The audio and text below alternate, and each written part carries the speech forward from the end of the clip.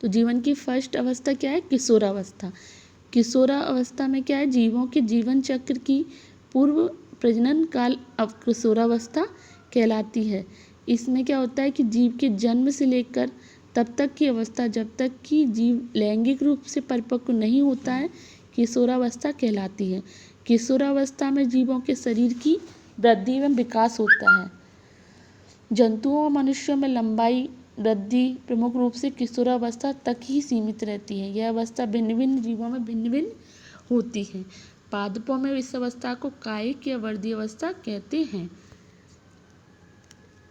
जीवन की सेकंड अवस्था होती है जनन अवस्था। जनन अवस्था में जीवन की वह अवस्था जिसमें कोई जीव प्रजननक्षम बना रहता है, या जीवन की वह अवस्था जिसमें जीव प्रजनन युग बना रहता है, जनन अवस्था कहलाती है। जनन अवस्था किशोरावस्था की समाप्ति से प्रारंभ होती है। जनन अवस्था में कायिक वृद्धि एवं विकास मंद हो जाता है, क्योंकि शरीर की अधिकांश ऊर्जा और संसाधनों का प्रयोग विकास के रूप में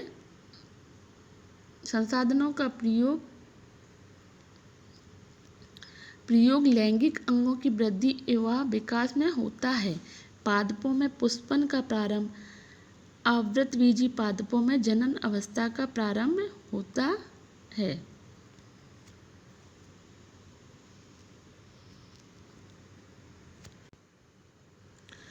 पुष्पन के आधार पर पादपों को निम्न दो भागों में बांटा गया है, मोनोकार्पिक और पॉलीकार्पिक। मोनोकार्पिक में क्या होता है?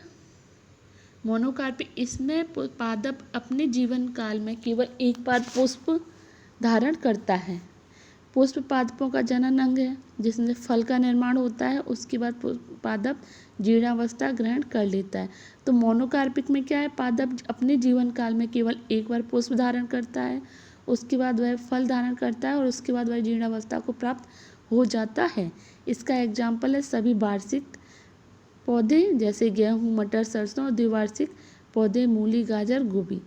बांस जैसे मेलोकेना बैम्बूसाइडिस या बैम्बूसा टल्डा 50 से 100 वर्षों में केवल एक बार पुष्पन करते हैं।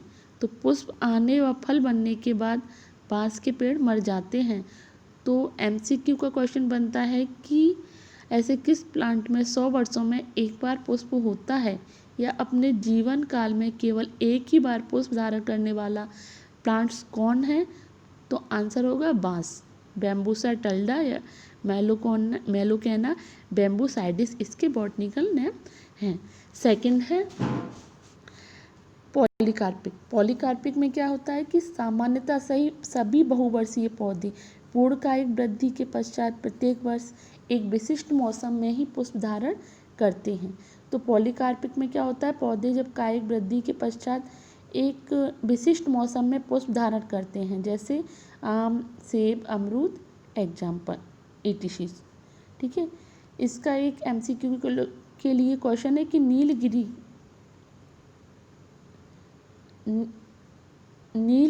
के पहाड़ों में पाया जाने वाला एक विशेष वृक्ष नीलकुरेंजी दक्षिण भारतीय प्रदेशों केरला, तमिलनाडु, कर्नाटक के पहाड़ों क्षेत्रों में पाया जाता है। तो नीलकुरेंजी स्ट्रोबिलेंथस कुंथियाना में 12 वर्ष में केवल एक बार पुष्प आते हैं या पुष्पन होता है। तो जो नीलगिरी पहाड़ों में पाया जाता है नीलकुरेंजी, उसमें 12 वर्ष में केवल एक बार पुष्पन होता है।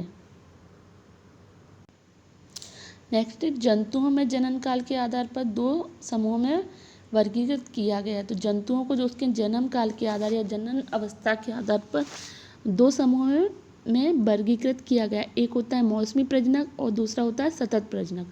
तो जो मौसमी प्रजनक ऐसे जंतु जो किसी मौसम विशेष में ही प्रजनन करते हैं, मौसमी प्रजनक कहलाते हैं। अन्य परिस्थितियों के पक्षी मौसमी प्रजनक होते हैं। प्रकृति में वन्य स्तनधारी प्राणी भी मौसमी प्रजनक होते हैं। और दूसरा है सतत प्रजनक। कुछ स्तनधारी अपनी जनन अवस्था में हर समय प्रजनन करने में सक्षम होते हैं, अतः यह सतत प्रजनक कहलाते हैं। एग्जाम्पल मनुष्य पोल्ट्री में पक्षियों को कृत्रिम रूप से वर्ष भर अंडे देने योग्य बना दिया जाता है। जरायु स्तनधारी या प्लासेंटल मैमल्स का जनन प्रवस्था में अन्य जटिलताएं भी पाई जाती हैं। जो प्लासेंटल मैमल्स होते हैं उनकी जनन अवस्था में अनेक जटिलताएं पाई जाती। इनकी जनन प्रवस्था में इनकी अंडाशय, सहायक नलिकाएं व हार्मोन स्तर में परिवर्तन होते हैं। ये परिवर्तन दो प्रकार के होते हैं। एक होता है मध्य चक्र, दूसरा होता है ऋतुस्राव चक्र। तो जो मध्य चक्र होता है, इस प्रकार का चक्र गैर प्राइमेट्स स्तनधारियों द्वारा प्रदर्शित किया जाता है। इनकी मादाएं किसी मौसम विशेष में ही लैंगिक रूप से ग्रहा होती हैं।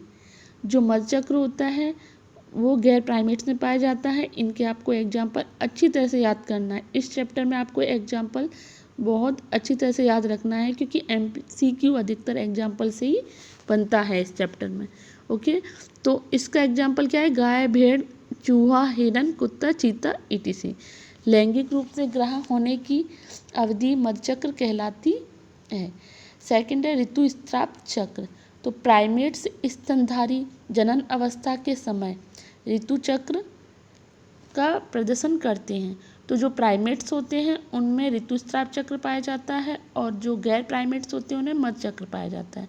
तो जो ऋतुस्राव चक्र पाया जाता है, इसमें क्या होता है कि इसमें जनन तंत्र की सहायक नलिकाएं कि एंड्रोमेट्रियम चक्र के अंत में विघटित होकर मासिक चक्र के रूप में शरीर से बाहर निकल जाती हैं। इससे एंड्रोमेट्रियम की सेल के साथ कुछ ब्लड, म्यूकस और अनिषेचित अंड etc होते हैं।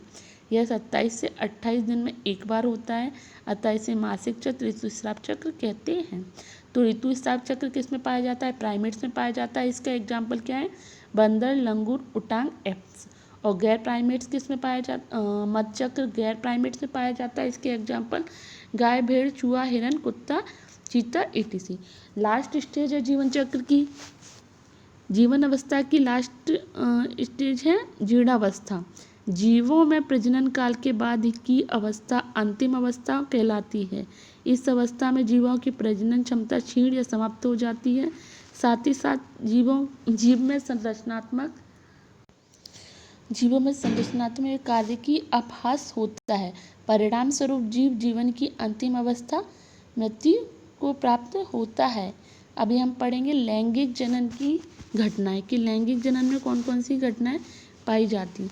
तो परिपक्वता अवस्था प्राप्त करने के पश्चात सभी लैंगिक जनन करने वाले जीव कुछ घटनाएं एवं प्रक्रियाएं प्रदर्शित करते हैं। जब जीव परिपक्वता अवस्था प्राप्त कर लेता है तो जो जीव लैंगिक जनन करते हैं उनमें कुछ घटनाएं एवं प्रक्रियाएं होती हैं जिसमें मूलभूत समानताएं होती हैं।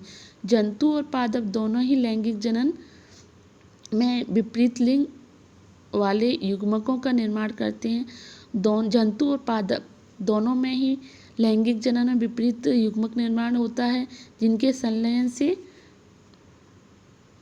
संलयन से युग्मनज का निर्माण होता है। युग्मनज के परिवर्धन और कोशिकीय विभेदन के फलस्वरूप भ्रूण का निर्माण होता है। लैंगिक जनन की घटनाओं के भिन्न भिन्न अवस्थाओं में विभक्त किया गया है। तो इनकी लैंगिक जनन की जो घटना है वो 3 में विभक्त की गई, 3 में अवस्थाओं में विभक्त किया गया है।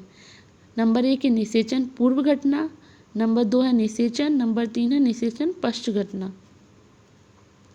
तो निषेचन पूर्व घटना में नर और मादा युग्मक का निर्माण होता है तथा नर युग्मक का स्थानांतरण होता है। इस क्रिया में मुख्य रूप से 2 घटनाएं होती हैं, युग्मक जनन और युग्मक स्थानांतरण।